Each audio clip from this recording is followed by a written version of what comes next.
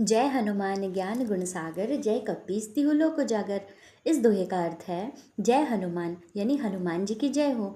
ज्ञान गुण सागर अर्थात वे जो ज्ञान और गुण के सागर हैं। जय कपीस यानी कि उनकी जय हो जो कपीस है। कपी अर्थात वानर, मतलब वानरों के ईश, वानरों के प्रमुख, वानरों के ईश्वर, वे जो वानरों के ईश हैं। जय कपीस तिहु लोक उजागर अर्थात जिनका प्रताप, जिनका नाम तीनों लोगों में, तीनों लोगों को उजागर करता है। तीनों लोग यहाँ पे तीनों लोग से क्या आशय है? एक तो हुआ पृथ्वी, एक हुआ स्वर्ग और एक हुआ पाताल। ठीक है, तो तिहु लोक उजागर से ये अर्थ है।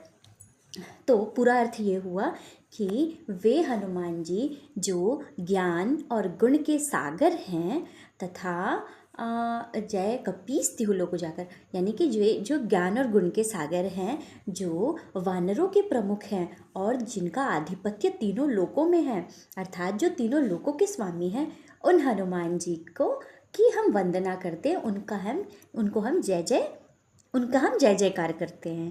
ठीक है, तो अब यहाँ इस दोहे को हम अपने जीवन में कैसे उतारेंगे? यहाँ हनुमान जी हमें बता रहे हैं इस दोहे से, हनुमान जी का, तो इस दोहे से हमें ये संदेश मिलता है कि ज्ञान जो हमारा जीवन है, हमें हमारे जीवन में ज्ञान, गुण, विनम्रता और बल, इन सभी का सामंजस्य बना के रखना है। जैसे हनुमान जी हैं जो कि बल के प्रतीक हैं, उसके साथ साथ जिनके पास ज्ञान और गुण भी हैं, साथ में वे विनम्र भी हैं, बहुत ज़्यादा विनम्र हैं। वो विनम्र हैं तभी तो वो ईश्वर हैं, तभी तो वो कपियों में श्रेष्ठ हैं, तीनों युगों में, तीनों लोकों में जिनका शौर्य है ना, जिनके नाम की महिमा है। तो यही हमें सीख मिलती है इस दोहे से और इसे हमें अपने जीवन में उतारना चाहिए।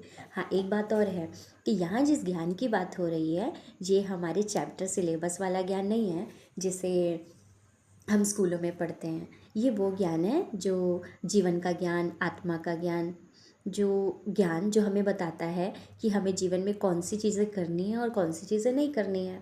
यानी वह जो सत्य और असत्य के भेद को समझाता है, जो आत्मा के रहस्य को समझाता है, ये यहाँ पर उस ज्ञान की बात हो रही है।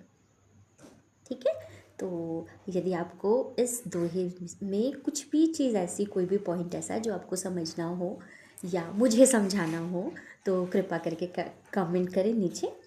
और हनुमान जी की कृपा से आप पर और हम पर हनुमान जी की कृपा सदैव बनी रहे।